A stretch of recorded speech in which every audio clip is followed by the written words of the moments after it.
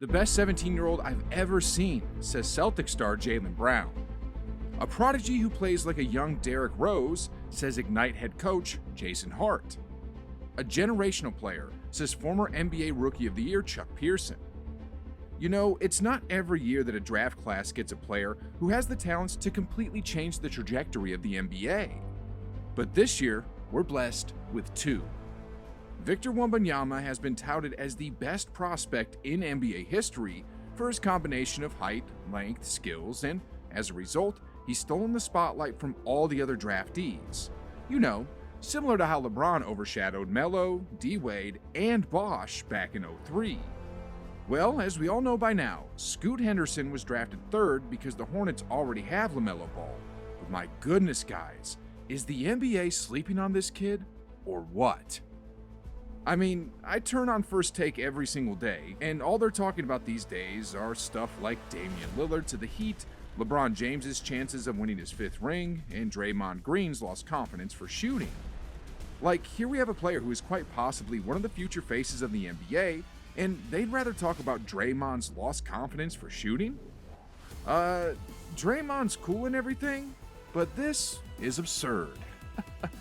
In fact, you know, the only time they really ever mentioned Scoot on the news was when Stephen A. Smith poised statements like, Damian Lillard could be moving on if Blazers draft Scoot Henderson.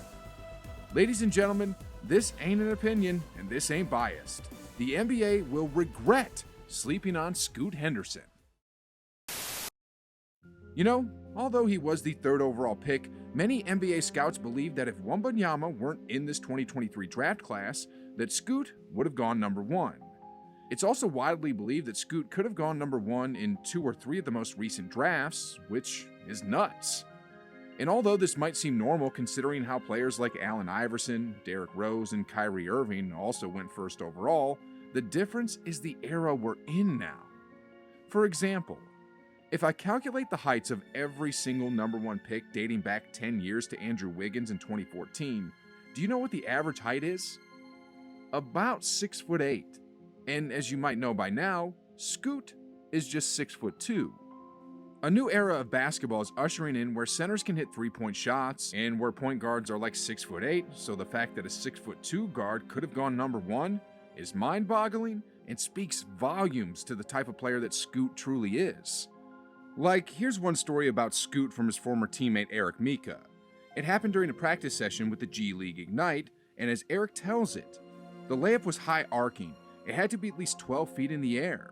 And Scoot just, I swear, he came out of nowhere, got all the way up and smashed it against the backboard. And then he gets the ball, comes back to the other end, and takes off 1 foot inside the free throw line and just floats to the basket for a dunk. So in the span of 20 seconds, I saw 2 of the most athletic plays I've ever seen in my life. Whether it's a step back three, attacking in transition, attacking in the half court, defense, finishing in traffic, Scoot does it all. But you know what?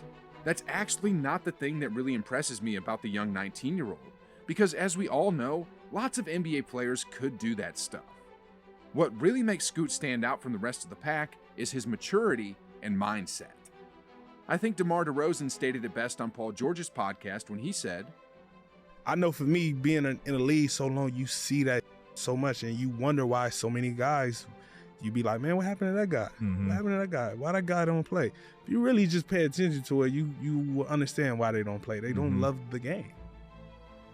You might think DeMar is kidding and that every NBA player is a basketball fanatic.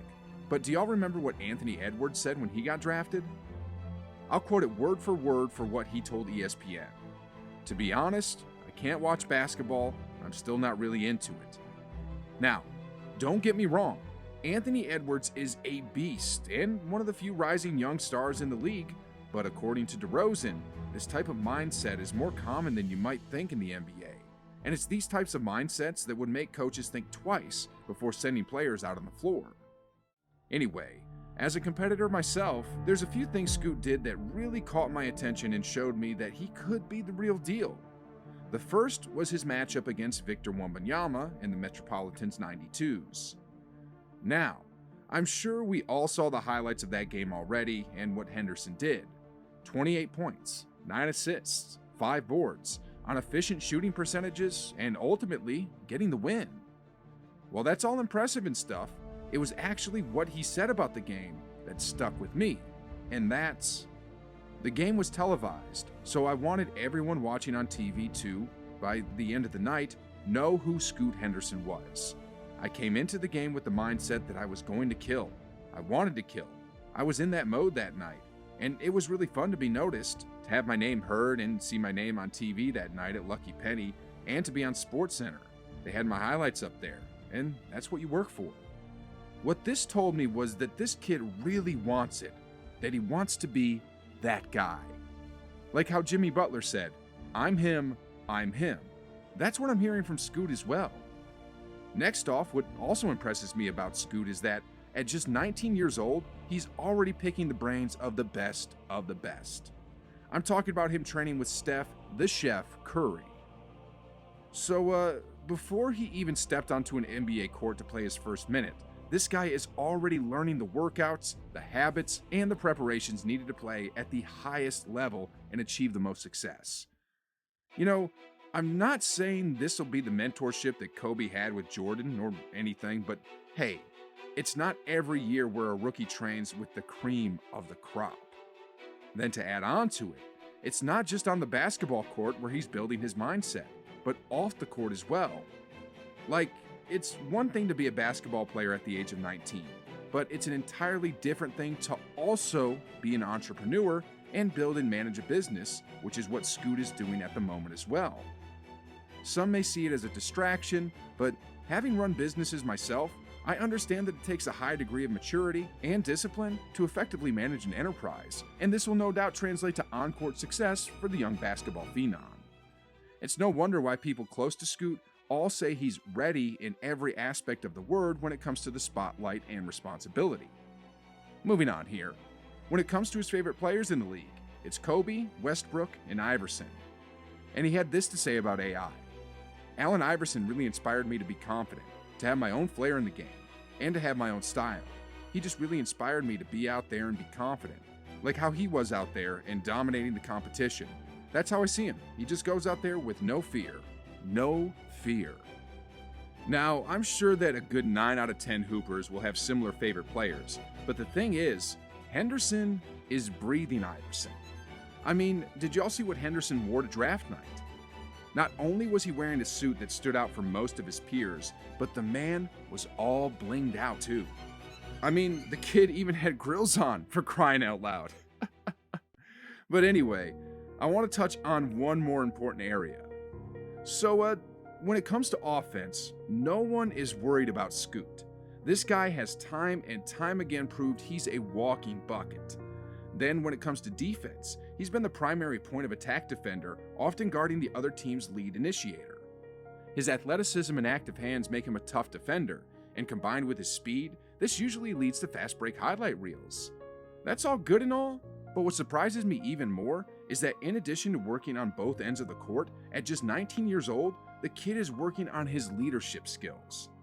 Like, he literally practices talking while dribbling, and a critic recently said of him, "It struck me how much of an on-court leader he is. His teammates look up to him even though he was one of the youngest players on the team. It's fascinating to see someone that young lead in such a thoughtful, tender, and caring way." Sheesh, guys. I look forward to watching this kid play. And you know what? Scoot Henderson, when he was just 17 years old, already signed a $1 million contract to play basketball professionally. And it's not a stretch to say that the Trailblazers are in luck. I mean, right after Damian Lillard leaves the organization, they're going to have this dude replace him. And although a championship might be too much to ask for early in his career, the writings are already on the wall. Scoot Henderson is going to be special. I'm confident when I say that Michael Jordan and the Charlotte Hornets, despite drafting Brandon Miller because of his positional fit with LaMelo Ball, just messed up big time again. And for some reason, I ain't surprised.